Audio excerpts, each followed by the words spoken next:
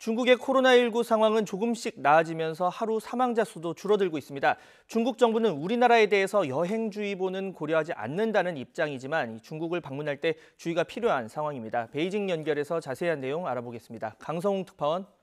네, 베이징입니다. 네, 지금 중국의 코로나19로 인한 사망자, 어제 전날 대비 절반 이상 줄었지만 안심하기는 아직 이르다 이런 분석이죠.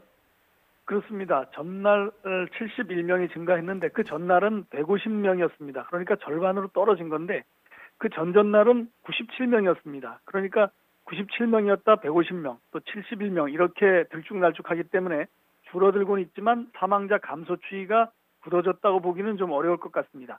하지만 하루 확진자 수는 어제까지 6일째 1000명 아래에 머물러서 감소 추세가 이제 분명한 것 같습니다.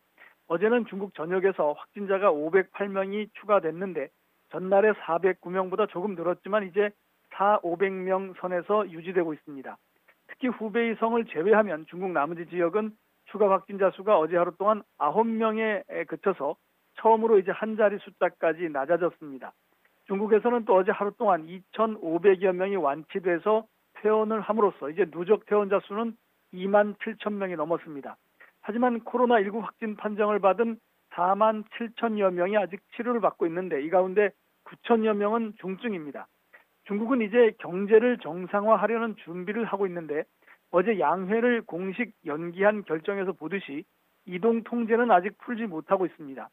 신규 환자의 둔화 추세가 아주 극단적인 이동 통제 때문에 유지되고 있는 것이어서 서둘러 이동 통제를 풀었다가 다시 확산할 수도 있는 우려가 여전히 있기 때문입니다. 네, 그런데 최근 우리나라 상황이 안 좋아지면서 우리 국민의 입국을 사실상 거부하는 나라까지 생겨나고 있는데 중국 입장도 나온 게 있습니까? 어제 중국 외교부가 브리핑에서 한국과 일본 등 최근 코로나19 환자가 늘어나는 국가에 대해서 어떻게 할 거냐 이렇게 질문을 했더니 여행주의보를 고려하고 있지 않다 이렇게 답을 했습니다. 또 중국에 입국하는 한국인들에 대해서도 아직 중앙정부 차원의 어떤 조치는 없는 상태입니다. 하지만 각 지역별로 코로나19의 확산에 대해서 아주 예민한 반응을 보이는 곳이 많은데요. 자체적으로 고강도 예방 조치를 취하는 경우가 있습니다. 때문에 주의가 필요한 상황입니다. 어제 산둥성 웨이하이시에서는 한국에서 들어왔다는 이유로 우리 교민들에 대해서 최장 일주일간 강제 격리를 해야 된다. 이렇게 요구하는 사례가 있었습니다. 현지 우리 총영사관이 나서서 중국 당국의 협조를 받았고 그래서 격리는 되지 않았지만 이렇게 지역별로 엄격한 기준을 요구하는 곳이 있습니다. 베이징시의 경우 최근 14일 동안 외국에 있다가 공항을 통해서 들어왔다. 그러면 모두 2주간 자가격리를 해야 되는 상황입니다.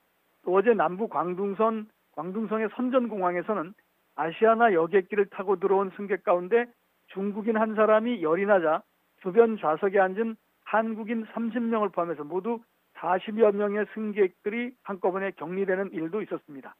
지금까지 베이징에서 YTN 강성웅입니다.